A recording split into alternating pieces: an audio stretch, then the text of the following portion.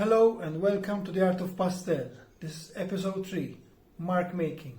Today we come to cover a few basic strokes with some pastel sticks. So let's get going. Okay, so let's do some mark making with pastels. As you can see, the average pastel stick is rather large when you compare it to a pencil.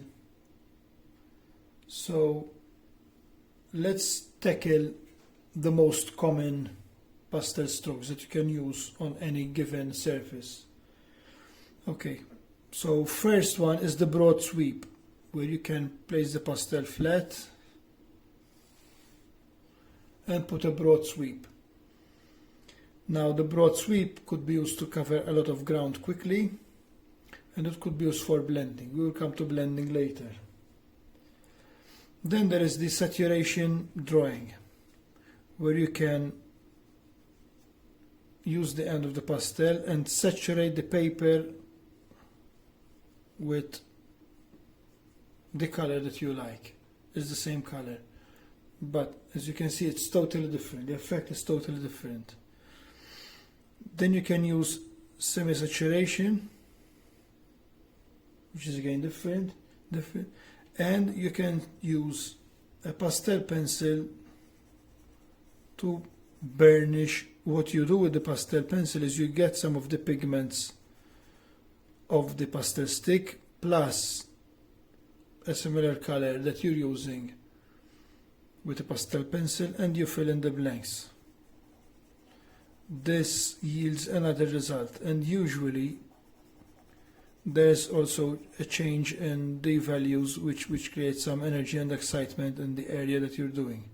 So these are 3 different approaches. Then there are fine marks. You can do some degree of fine marks with a large stick by using edges. There's always some edge that you can use, which gives you like a 3mm mark. Alternatively, you find a close pastel pencil where your marks will be considerably reduced.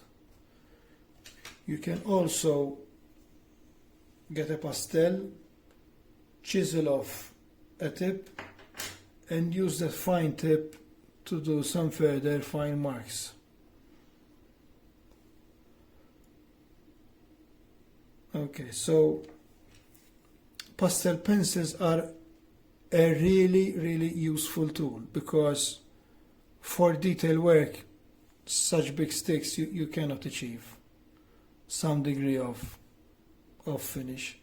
If the stick is new, you can use the sharp edges that it has naturally, which give you lines just like a pencil does, but in a few strokes this will become blunt and you will have wider and wider markings, so you have to be careful with it. However, with experience and careful handling, even if you take the grubbiest of sticks, you can still do very fine lines. So there's always a solution for what you're doing.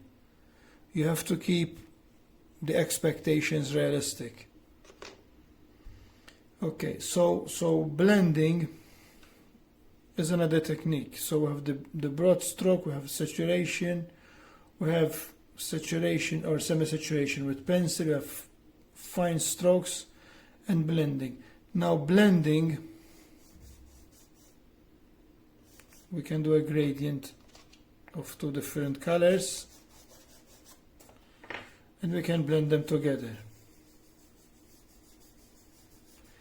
and they come out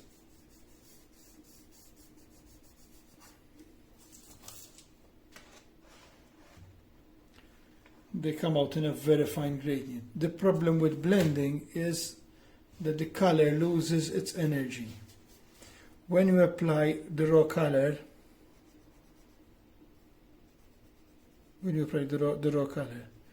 it is much more vibrant. This area here in real life, it's much more vibrant than here.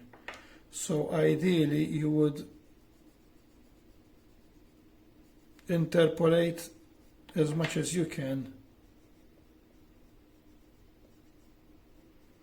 That means merge the colors without blending. When you're blending, you're flattening the pigments, you're squashing them into the paper, and that reduces a lot of the liveliness of pastels. So be careful and considerate when you're doing blending. Another technique to use is black lines. Now, black lines can be done in many ways, especially when used for drawings. I like to use charcoal pencils. I like to give definition to my areas. This is a normal charcoal pencil which has some additives which make it slightly oily.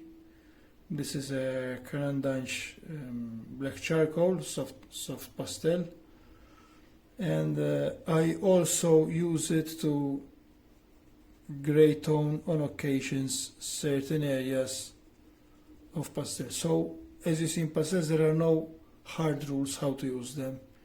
There are no official literature of how to employ them. You have to be creative in what you do. I think the best secret is to practice. So hopefully here I'm showing you a few tips how you can get some ideas of how you can proceed. Now, as you can see from my set here, I have an extensive range of colors. These are what I call the tube colors. This section here is what I call tube colors. So when buying a pastel set, which is often an entry point, is to buy a set which has a lot of what I call tube colors. But the real asset of pastels would be the grays. And you know, when a brand is very good in doing pastels is when it invests heavily in grays. Grays are the powerhouse of good pastel art. This is a small selection of grays, and these are far more important than the tube colors, because the tube colors, once you purchase a bright yellow and a bright green and a bright turquoise and so on, you're done with it. But then you spend a lifetime acquiring grays and more split tones between your grays and fractional split tones between your grays, which are very important. Thank you for watching, and we catch up in the next episode. Goodbye.